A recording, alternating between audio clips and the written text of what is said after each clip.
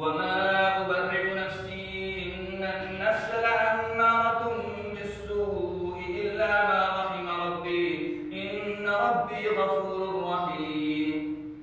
وقال الملك ائتوني به أستخلصه لنفسي فلما كلمه قال إنك اليوم لدينا مكين أمين.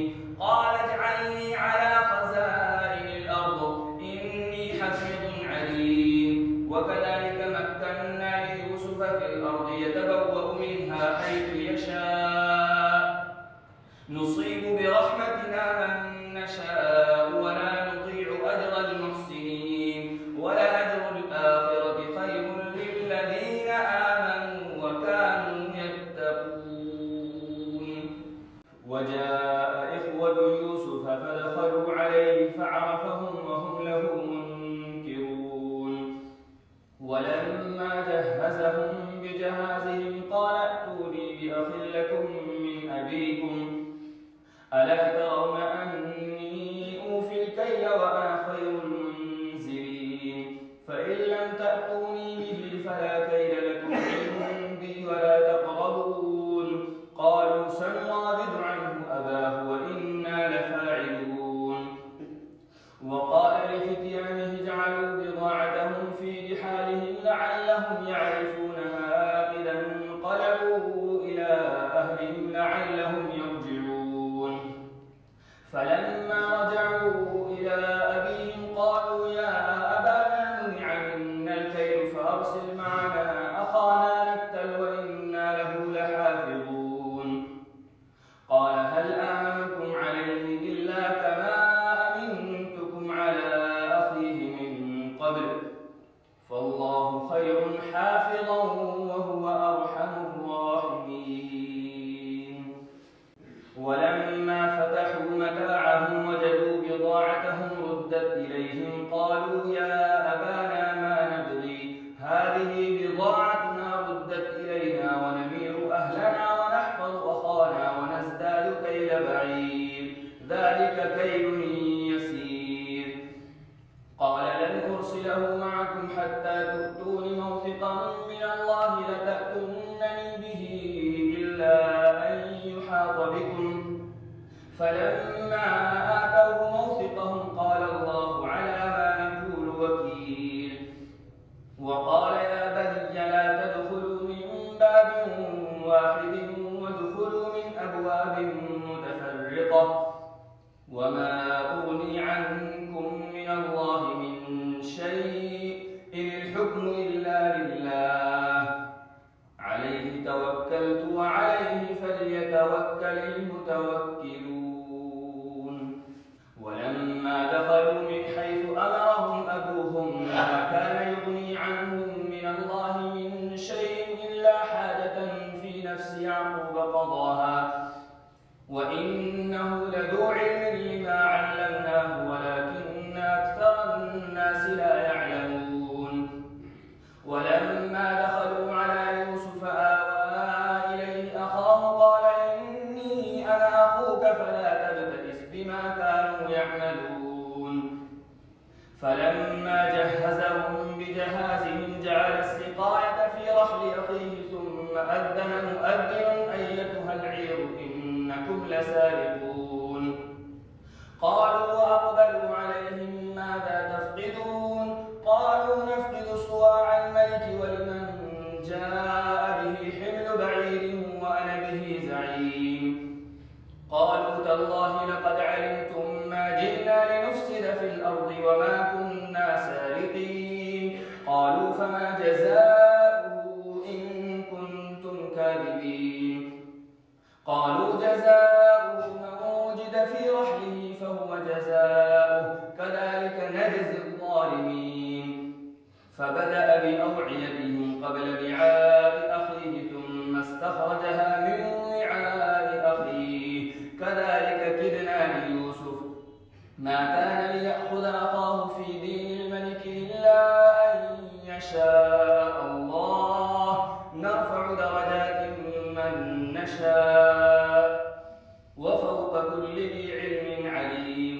قالوا إن يسرق فقد سرق أخ له من قبل فاستنصرها يوسف في نفسه ولم يبدها لهم قال أنتم شر مكانا والله أعلم بما تصفون.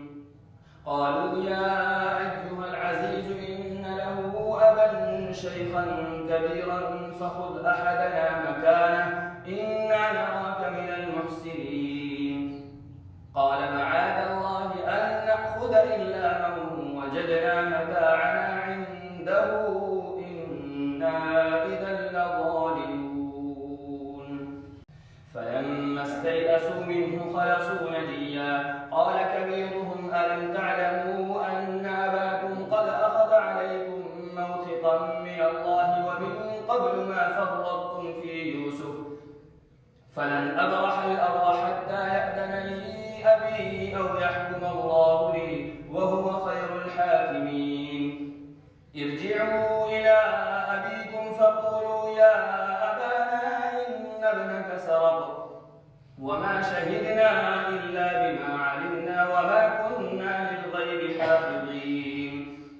واسأل القرية التي كنا فيها والعير التي أقبلنا فيها وإنا لصادقون. قال بل سولت لكم أنفسكم أمرا فصبر جميل عسى الله أن يهديني بهم جميعا إنه هو العليم الحكيم. وتولى عنهم وقال يا أسفا على يوسف وابيضت عيناه من الحزن فهو كظيم. قالوا تالله تفتأ تذكر يوسف حتى تكون حرضا أو تكون من الهالكين. قال إنما أشكو بثي وحزني إلى الله وأعلم من الله ما لا تعلمون. يا بني اذهبوا فتحسسوا من يوسف وأخيه ولا تيأسوا من روح الله إنه لا ييأس من روح الله إلا القوم الكافرون. فلما دخلوا عليه قالوا يا أيها العزيز مسنا وأهلنا الضر وجئنا ببضاعة مزجاة فأوف لنا الكيل وتصدق علينا إن الله يجزي المتصدقين. قال هل علمتم ما فعلتم بيوسف وأخيه إذ أنتم جاهلون؟ قالوا أئنك لأنت يوسف؟ قال أنا يوسف وهذا أخي قد من الله علينا إنه من يتق ويصبر فإن الله لا يضيع أجر المحسنين. قالوا تالله لقد آثرك الله علينا وإن كنا لخاطئين. قال لا تثريب عليكم اليوم يغفر الله لكم وهو أرحم الراحمين. اذهبوا بقميصي هذا فألقوه على وجه أبي يأت بصيرا وأتوني بأهلكم أجمعين. ولما فصلت العير قال أبوهم إني لأجد ريح يوسف لولا أن تفندون. قالوا تالله إنك لفي ضلالك القديم. فلما أن جاء البشير ألقاه على وجهه فارتد بصيرا قال ألم أقل لكم إني أعلم من الله ما لا تعلمون. قالوا يا أبانا استغفر لنا ذنوبنا إنا كنا خاطئين. قال سوف أستغفر لكم ربي إنه هو الغفور الرحيم. فلما دخلوا على يوسف آوى إليه أبويه وقال ادخلوا مصر إن شاء الله آمنين.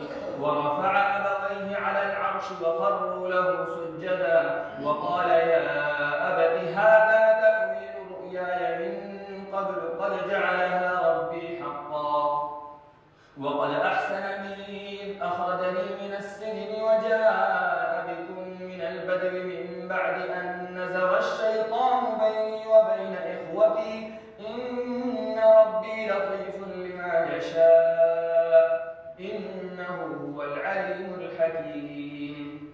رب قد آتيتني من الملك وعلمتني من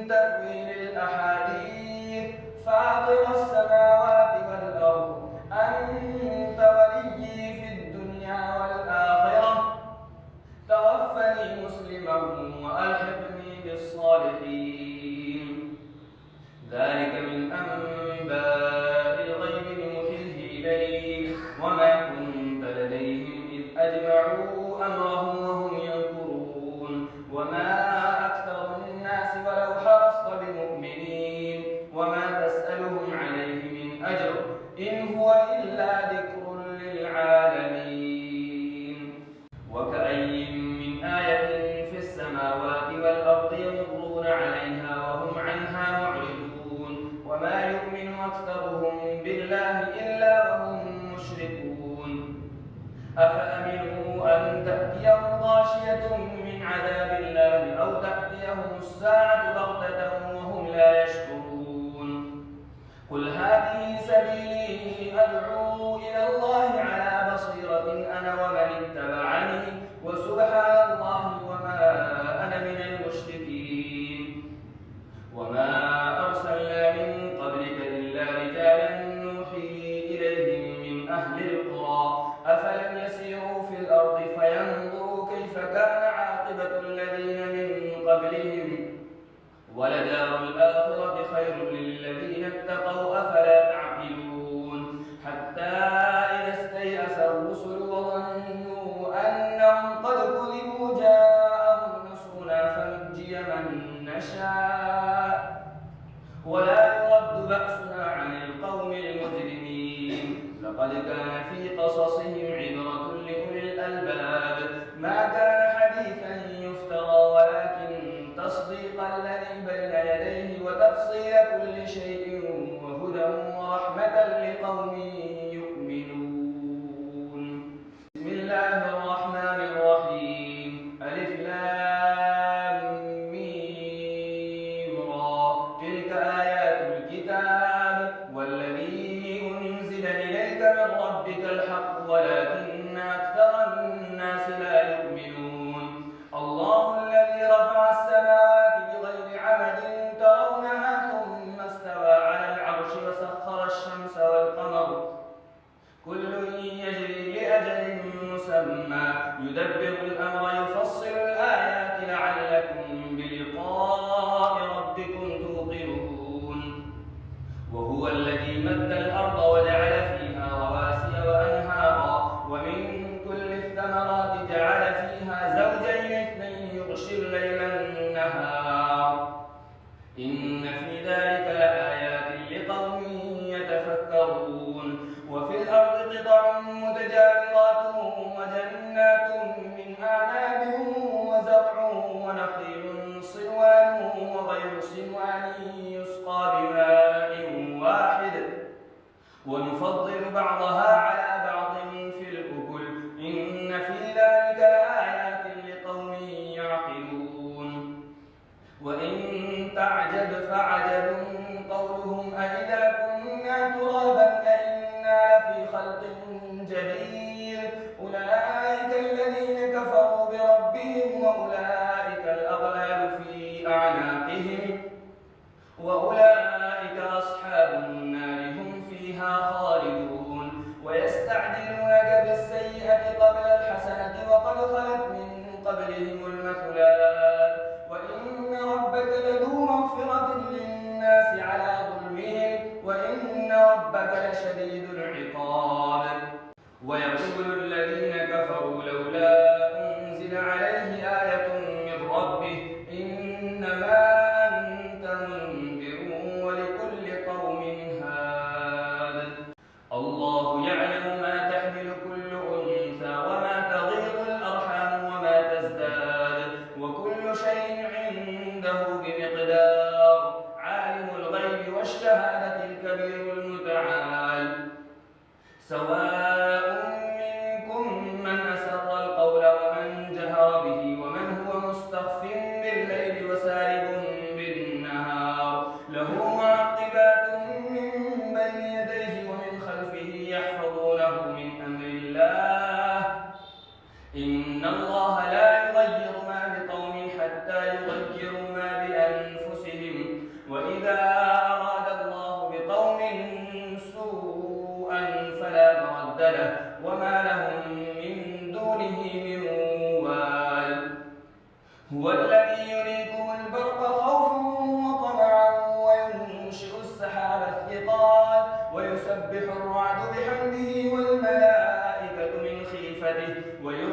الصواعق فيصيب بها من يشاء وهم يجادلون في الله وهو شديد المحال. له دعوة الحق والذين يدعون من دونه لا يستجيبون لهم بشيء إلا كباسط كفيه إلى الماء ليبلغ فاه وما هو ببالغه وما دعاء الكافرين إلا في ضلال. ولله يسجد من في السماوات والأرض طوعا وكرها وظلالهم بالغدو والآصال. الله أكبر.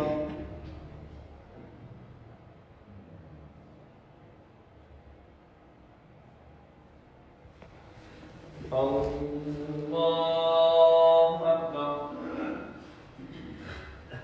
قل من رب السماوات والأرض قل الله. قل أفاتخذتم من دونه أولياء لا يملكون لأنفسهم نفعا ولا ضرا.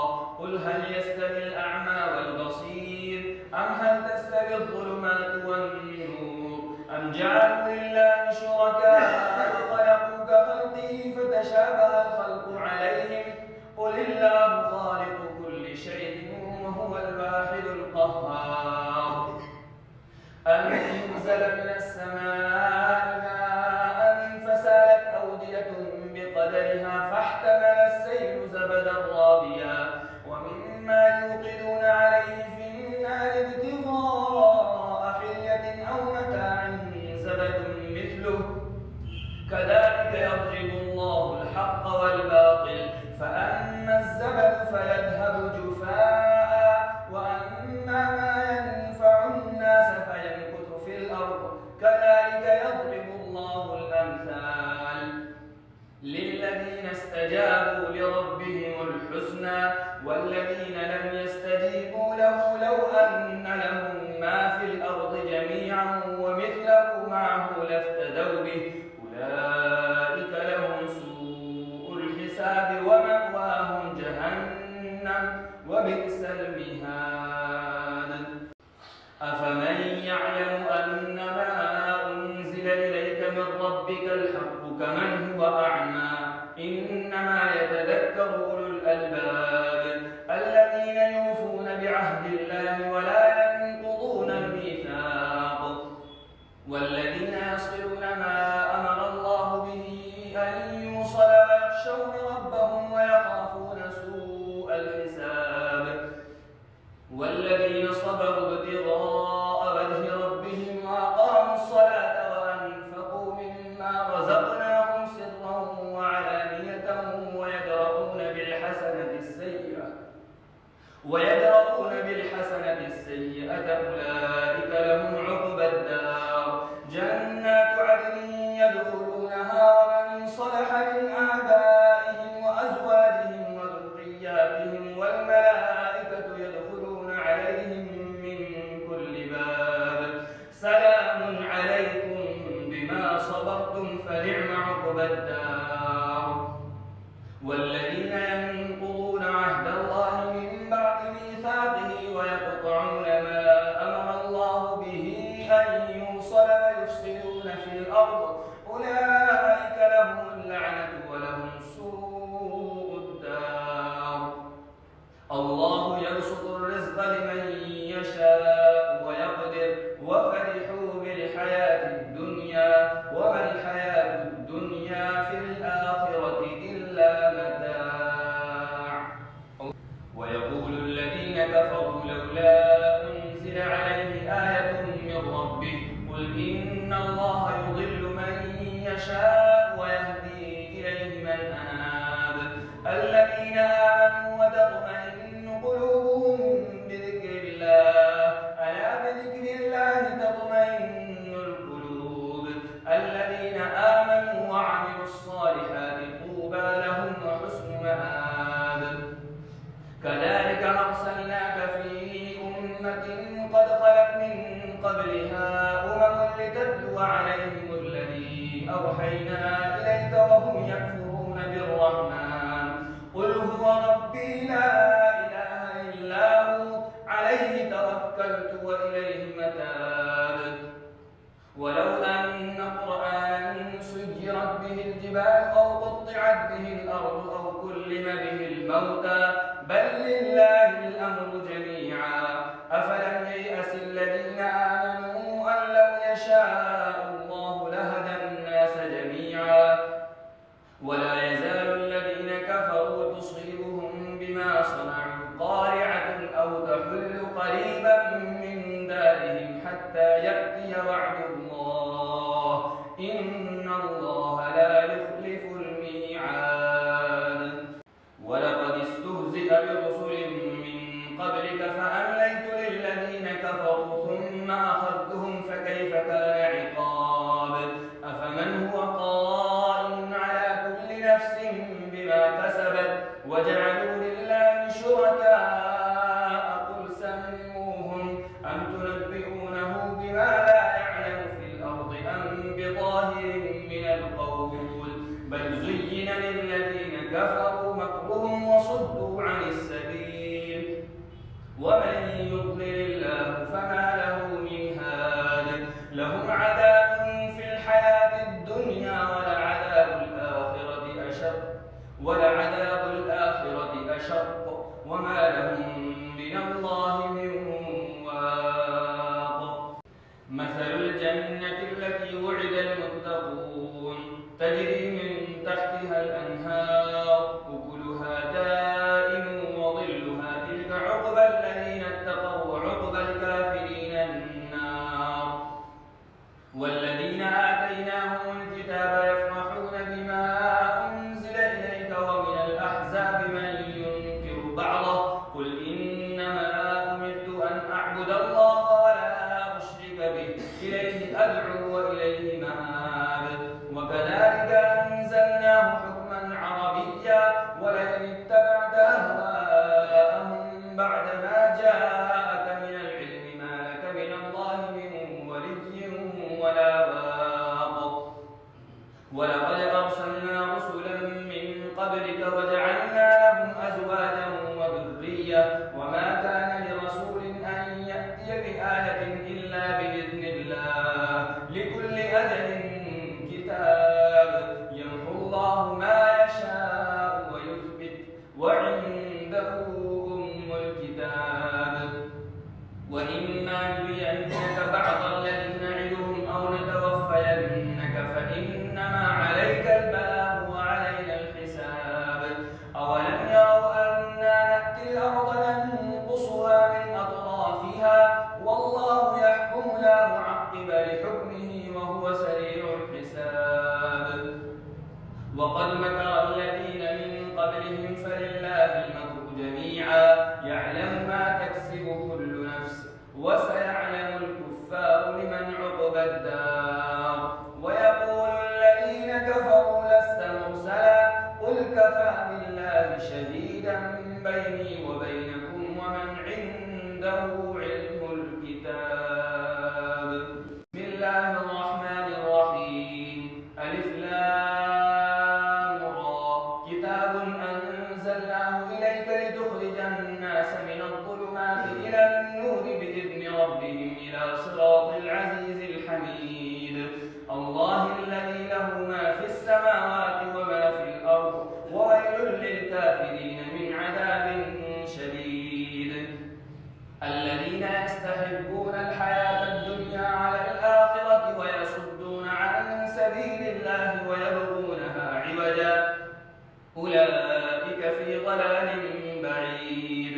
وما أرسلنا من رسول إلا بلسان قومه ليبين لهم فيضل الله من يشاء ويهدي من يشاء وهو العزيز الحكيم. ولقد أرسلنا موسى بآياتنا أن أخرج قومك من الظلمات إلى النور وذكرهم بأيام الله إن في ذلك لآيات لكل صبار شكور. وإذ قال موسى لقومه اذكروا نعمة الله عليكم إذ أنجاكم من آل فرعون يسومونكم سوء العذاب ويذبحون أبناءكم ويستحيون نساءكم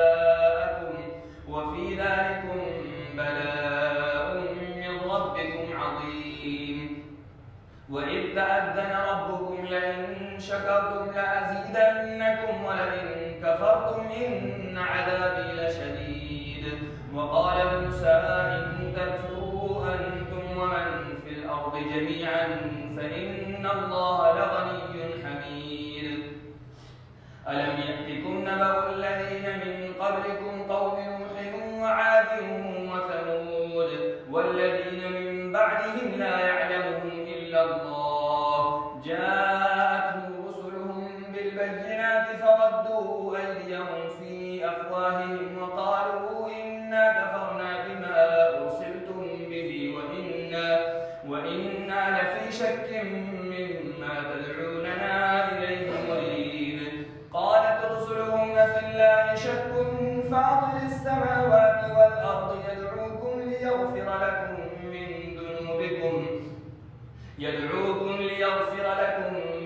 ذنوبكم ويؤخركم إلى أجل مسمى. قالوا إن أنتم إلا بشر مثلنا تريدون أن تصدونا عما كان يعبد آباؤنا فأتونا بسلطان مبين. قالت لهم رسلهم إن نحن إلا بشر مثلكم ولكن الله يمن على من يشاء من عباده وما كان لنا أن نأتيكم بسلطان إلا بإذن الله وعلى الله فليتوكل المؤمنون. وما لنا ألا نتوكل على الله وقد هدانا سبلنا ولنصبرن على ما آذيتمونا وعلى الله فليتوكل المتوكلون. قال الذين كفروا لرسلهم لنخرجنكم من أرضنا أو لتعودن في ملتنا فأوحى إليهم ربهم لنهلكن الظالمين ولنسكننكم الأرض من بعدهم ذلك لمن خاف مقامي وخاف وعيد. واستفتحوا وخاب كل جبار عنيد من ورائه جهنم ويسقى من ماء صديد يتجرعه ولا يكاد يسيغه ويأتيه الموت من كل مكان وما هو بميت ومن ورائه عذاب غليظ. مثل الذين كفروا بربهم أعمالهم كرماد اشتدت به الريح في يوم عاصف لا يقدرون مما كسبوا على شيء ذلك هو الضلال البعيد. ألم تر أن الله خلق السماوات والأرض بالحق إن يشأ يذهبكم ويأتي بخلق جديد وما ذلك على الله بعزيز. وبرزوا لله جميعا فقال الضعفاء للذين استكبروا إنا كنا لكم تبعا فهل أنتم مغنون عنا من عذاب الله من شيء. قالوا لو هدانا الله لهديناكم سواء علينا أجزعنا أم صبرنا ما لنا من محيص. وقال الشيطان لما قضي الأمر إن الله وعدكم وعد الحق ووعدتكم فأخلفتكم وما كان لي عليكم من سلطان إلا أن دعوتكم فاستجبتم لي فلا تلوموني ولوموا أنفسكم ما أنا بمصرخكم وما أنتم بمصرخي إني كفرت بما أشركتموني من قبل إن الظالمين لهم عذاب أليم. وأدخل الذين آمنوا وعملوا الصالحات جنات تجري من تحتها الأنهار خالدين فيها بإذن ربهم تحيتهم فيها سلام. ألم تر كيف ضرب الله مثلا كلمة طيبة كشجرة طيبة أصلها ثابت وفرعها في السماء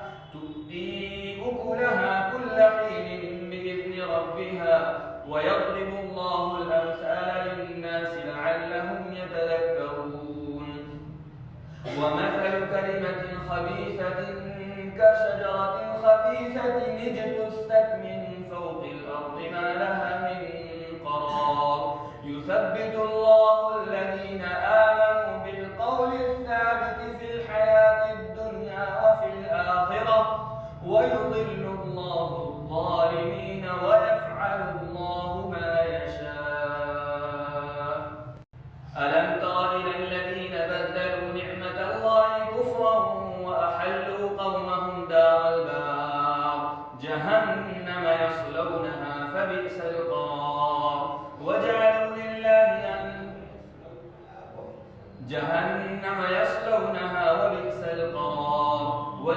لله أندادا ليضلوا عن سبيله قل تمتعوا فإن مصيركم إلى النار قل لعبادي الذين آمنوا يقيموا الصلاة وينفقوا مما رزقناهم سرا وعلانية من قبل أن يأتي يوم لا بيع فيه ولا خلال الله الذي خلق السماوات والأرض وأنزل من السماء ماء فأخرج به من الثمرات رزقا لكم وسخر لكم الفلك لتجري في البحر بأمره وسخر لكم الأنهار وسخر لكم الشمس والقمر دائبين وسخر لكم الليل والنهار وآتاكم من كل ما سألتموه وإن تعدوا نعمة الله لا تحصوها إن الإنسان لظلوم كفار. وإذ قال إبراهيم رب اجعل هذا البلد آمنا واجنبني وبني أن نعبد الأصنام رب إنهن أضللن كثيرا من الناس فمن تبعني فإنه مني ومن عصاني فإنك غفور رحيم. ربنا إني أسكنت من ذريتي بواد غير ذي زرع عند بيتك المحرم ربنا ليقيموا الصلاة فاجعل أفئدة من الناس تهوي إليهم وارزقهم من الثمرات لعلهم يشكرون.